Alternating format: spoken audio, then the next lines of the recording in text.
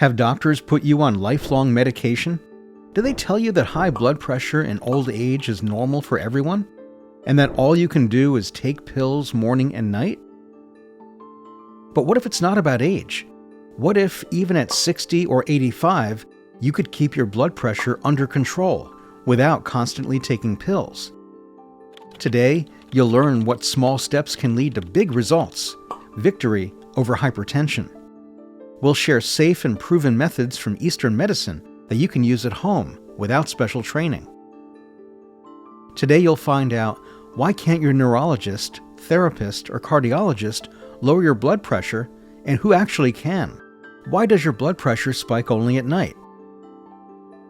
How do you breathe through your heart, and why should you? What should you do if your blood pressure went up after menopause? What heart rate is dangerous for your age? What's the easiest way to safely lose weight and lower blood pressure in the process? What's worse for blood pressure, ketchup or mayonnaise? We'll also reveal some folk medicine secrets to help you feel better and name 3 dangerous tips from the internet. Our channel's expert will explain why your blood pressure keeps spiking and how to bring it down without medication. And most importantly, you'll learn how to prevent your blood pressure from rising to dangerous levels. Because hypertension is not just, oh, I feel unwell and have a headache, I'll go lie down. It's a real risk to your heart and brain, more serious than it seems. A sudden blood pressure spike could rupture any one of the million blood vessels in your body. If the vessel feeding your heart ruptures, it's a heart attack. If it's one supplying blood to your brain, it's a stroke. To protect your heart and brain, you must learn how to manage your blood pressure. And to do that, you need to understand what causes it. Let's start there. Let me say right away, in 90% of all cases, high blood pressure seems to appear on its own, without any underlying disease. Only 10% of cases are caused by medical conditions, usually cardiovascular diseases.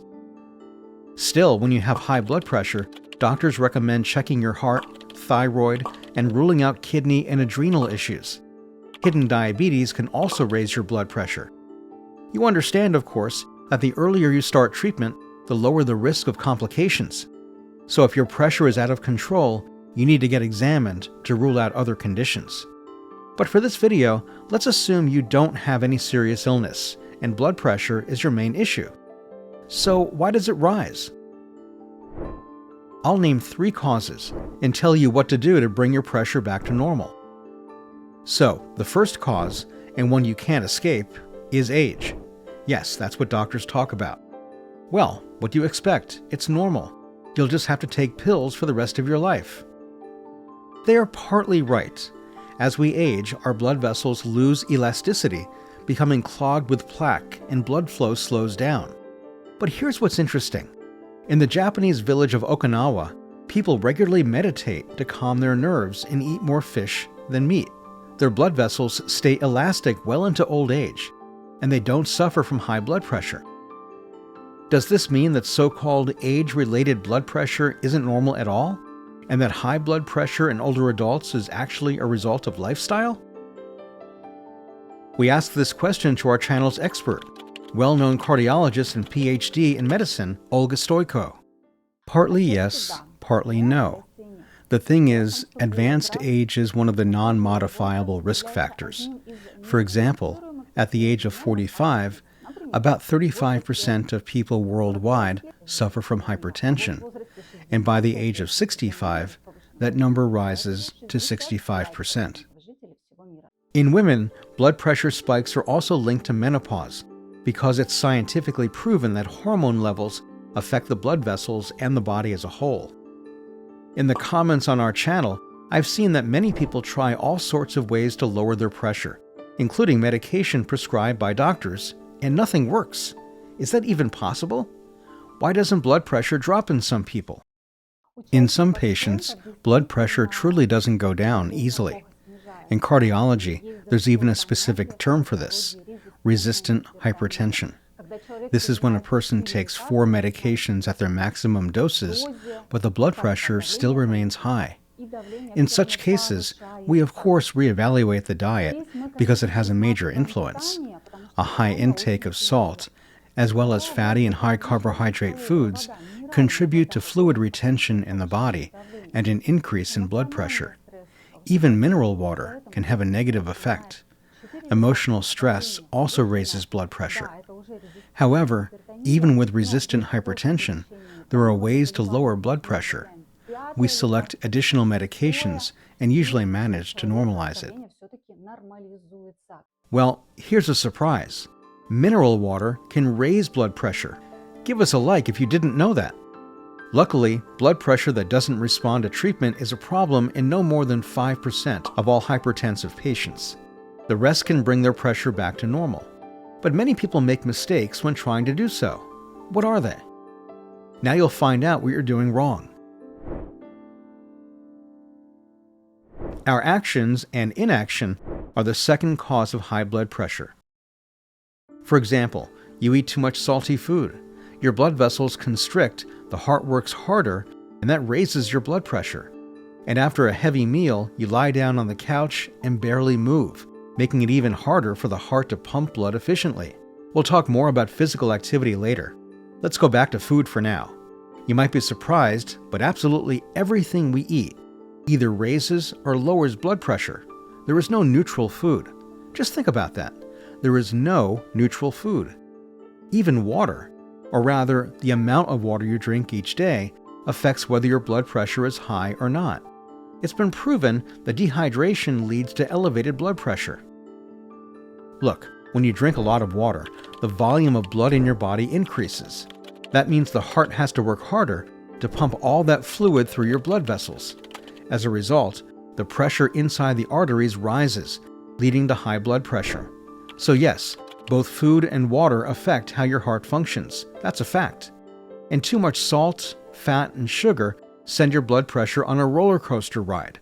So neutral? Yes, excessive salt consumption, and modern people consume a lot of salt, as well as high intake of carbohydrates and fats, contributes significantly to increased blood pressure. The first step is to remove the salt shaker from the table. In other words, minimize salt intake and replace it with various seasonings such as herbes de Provence, turmeric, basil, dill, pepper, and so on. Follow the principles of the Mediterranean diet. Before the main meal, it's recommended to start with a small plate of salad, but dressed not with mayonnaise, but with olive, sesame, or flaxseed oil. After that, have 100 grams of protein, such as chicken breast, with a side of bulgur, buckwheat, or brown rice. With such habits, you can live a long and healthy life without dangerous spikes in blood pressure. The Mediterranean diet is a pleasure, but an expensive one.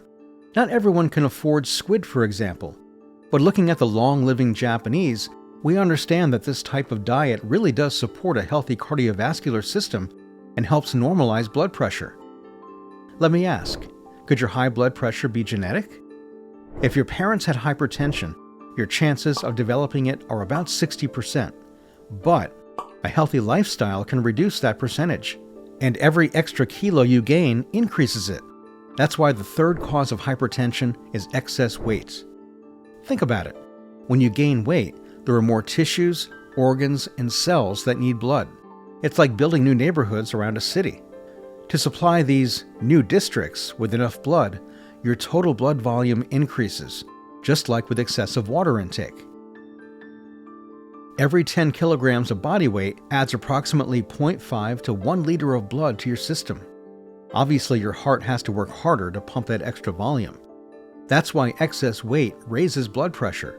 Your heart simply works more under a heavier load. So what can you do? The answer is clear. Lose weight and keep it within a healthy range. But how do you lose weight safely in old age? Because losing it too fast can harm your cardiovascular system.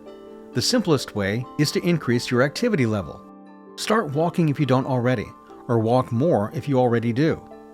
Doctors recommend cardio exercises 3 times a week for 1 hour each time to help normalize blood pressure.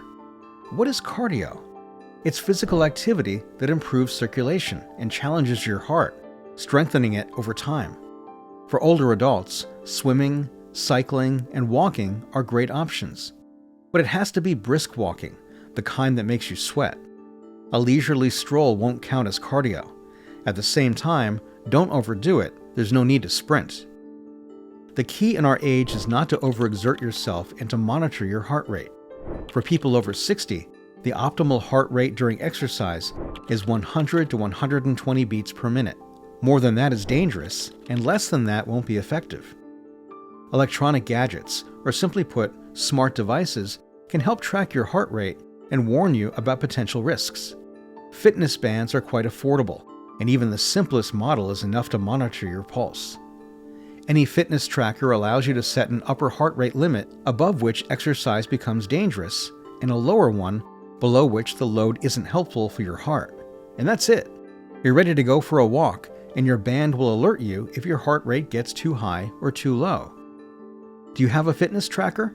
Tell us in the comments right now, yes or no. And do you believe that daily walking adds years to your life? That's exactly what Leo Bakuria, the famous Russian heart surgeon, says, and he's now 85 years old.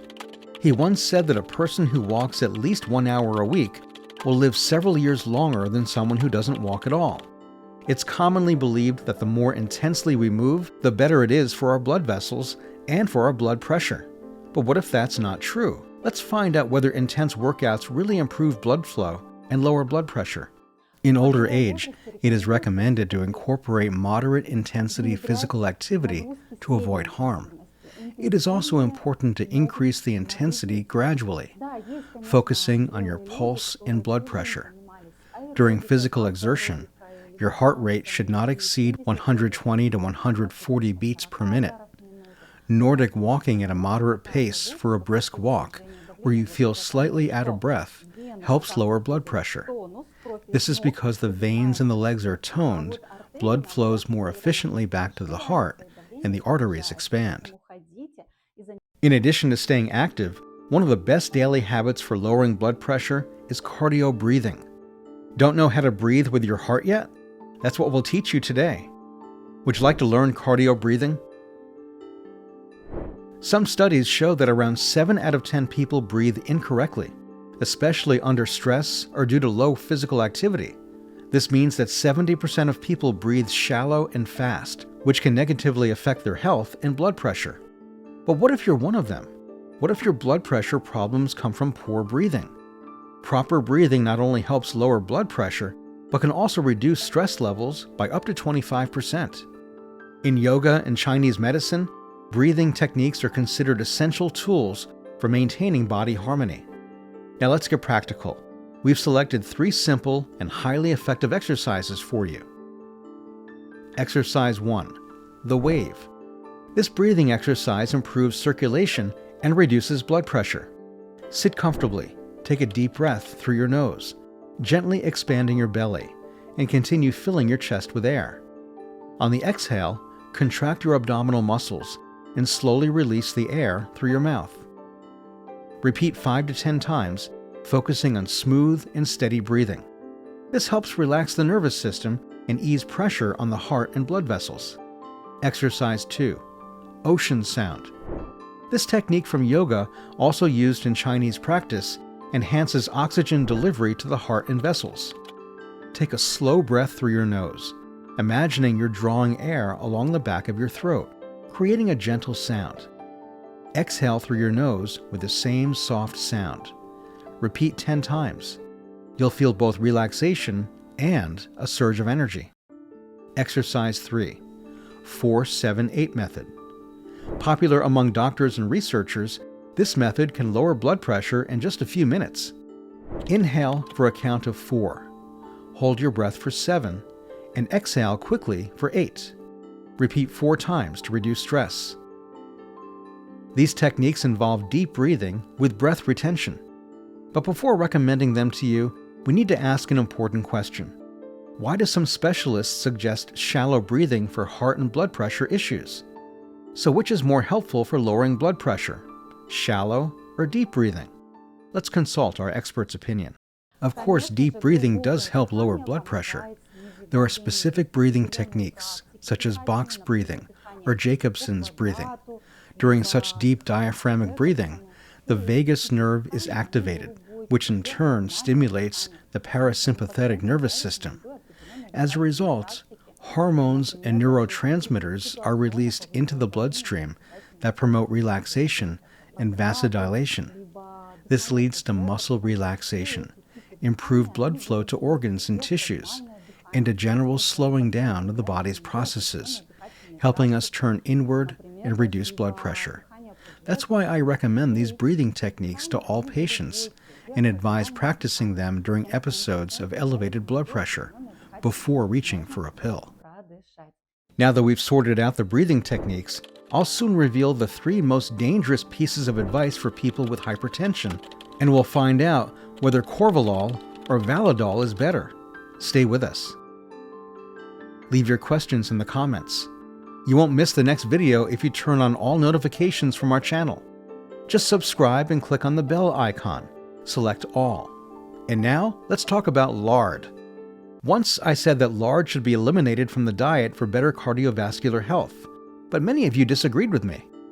After studying the topic more deeply, I've come to the conclusion that lard is actually healthy, like other animal fats.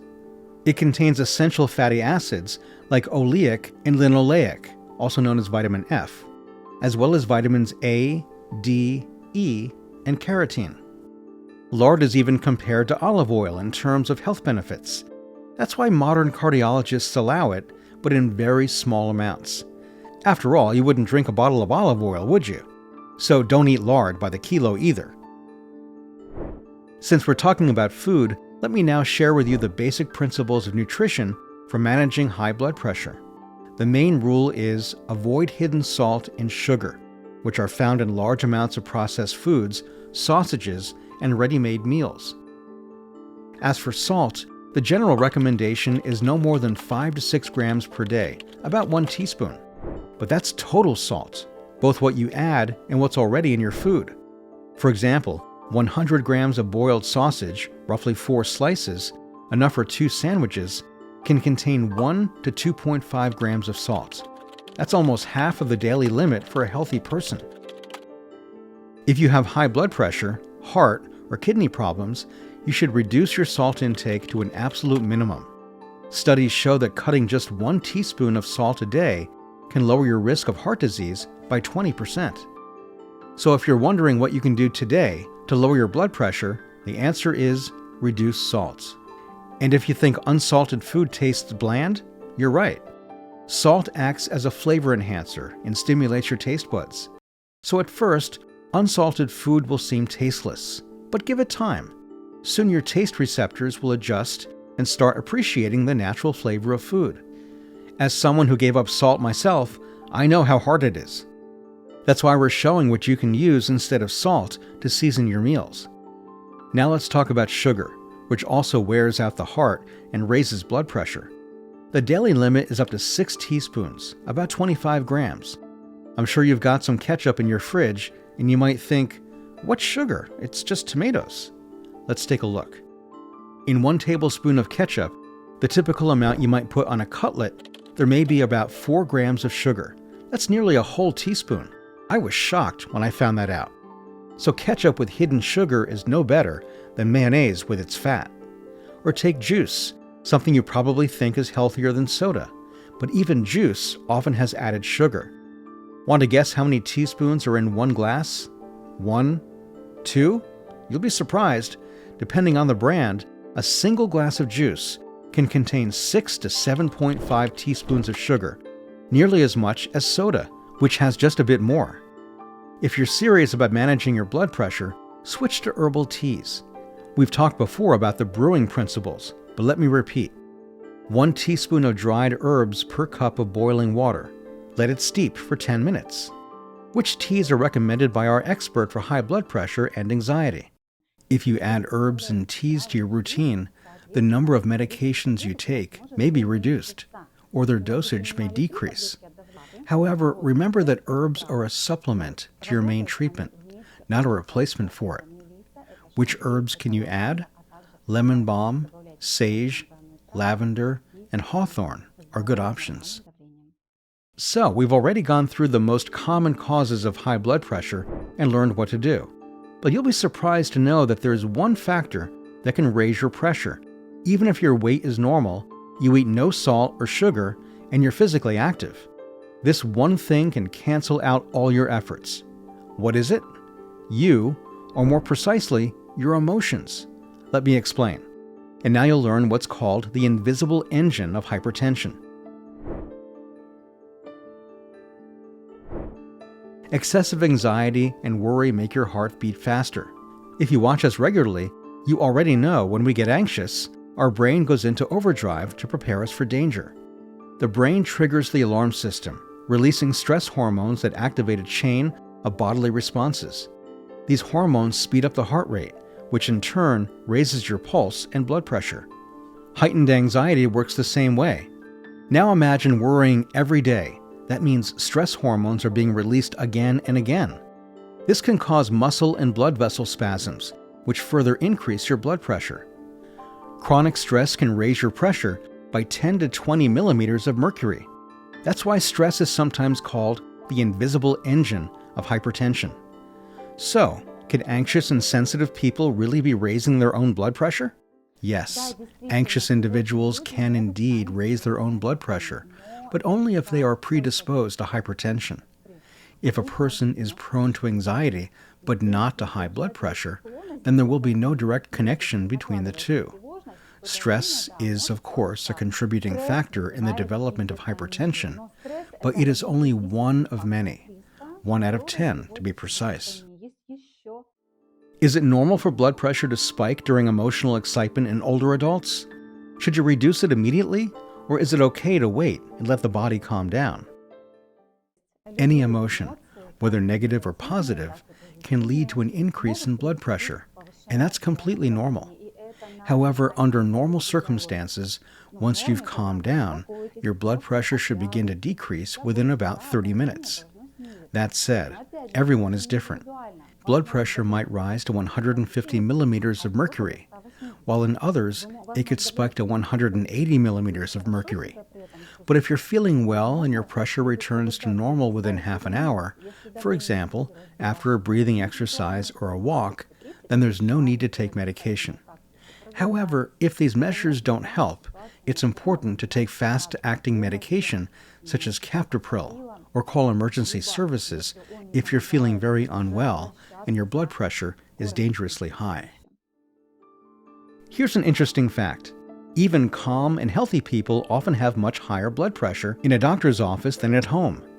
This is called white coat hypertension. We feel anxious at the clinic or at the site of a doctor, and this causes a pressure spike. So what should we do if our nerves are the ones raising our pressure? How can we lower blood pressure? During a panic attack, deep diaphragmatic breathing, such as box breathing or the Jacobson technique, can be very effective. There's no need to immediately reach for a pill. In fact, doing so might be contraindicated. If you take blood pressure medication right away during a panic attack, it can lead to an excessive drop in blood pressure, which may result in dizziness or even fainting. You need to learn relaxation techniques and special breathing exercises. We'll talk more about those. Also, use calming herbal remedies, such as infusions of valerian root, motherwort, and hawthorn blossoms and berries. Even doctors recommend these. Now, the top 3 useless and even harmful tips for hypertension. Some of the popular advice online can actually be harmful. We found the 3 most common pieces of advice you should definitely avoid. You'll often hear, drink more water to flush your vessels and improve circulation. But that's not how it works. And we've already explained why. Drinking more than your body needs is not recommended, especially for those with kidney problems. Next up is the tip of the year, so to speak. Drink alcohol to lower your pressure because it dilates the vessels. Surprisingly, some people believe that a small amount of cognac helps, but absolutely not. Drinking alcohol when you have high blood pressure is like trying to put out a fire with gasoline. Yes, alcohol may initially expand the vessels, but soon after, it causes a sharp spasm. making your pressure rise even more. Alcohol is pure poison for people with hypertension, even in small amounts. Want to really lower your pressure? Try motherwort or lemon balm instead. Here's another one I'd put in the book of worst tips if there were such a thing. Take diuretics to lower your blood pressure. The logic goes, diuretics remove excess fluid, blood volume drops, and so does pressure. Let's be honest, taking diuretics without a doctor's supervision can lead to mineral loss and dehydration, and long-term use can impair kidney function and cause pressure fluctuations. Wow, the internet is full of crazy advice. But here on the Health and Longevity channel, we always get to the truth and separate harmful tips from helpful ones. And right now, our expert will answer a question you left us in the comments on our last video. A hot water bottle placed under the neck or behind the knees is a recognized non-pharmacological treatment for hypertension. This method is even included in the recommendations of the Ministry of Health. It can be used before taking any medication, but be cautious not to cause thermal burns, and make sure you don't have any skin conditions that could be aggravated by heat. Alternatives to a hot water bottle include a warm bath, a shower, or simply a hand or foot soak in warm water. However, if these methods do not help, be sure to take your prescribed medication or seek emergency medical assistance. Today you've learned how to normalize your blood pressure and live a long life. A final tip: don't forget to walk. Just 30 minutes of walking per day can reduce the risk of hypertension by 40%. Stick to a routine and make sure you get proper sleep. And you can begin your journey toward health and longevity by analyzing your lifestyle. How much do you move? What do you eat? How salty is your food? How often do you stress? Pick at least one thing you can improve and start doing it today. With small steps, you can reach a big goal: a life without high blood pressure. That's all for today. Give us a like if you enjoyed our experts' insights and found the video helpful. And don't forget to follow us here and on Telegram. Wishing you health and longevity.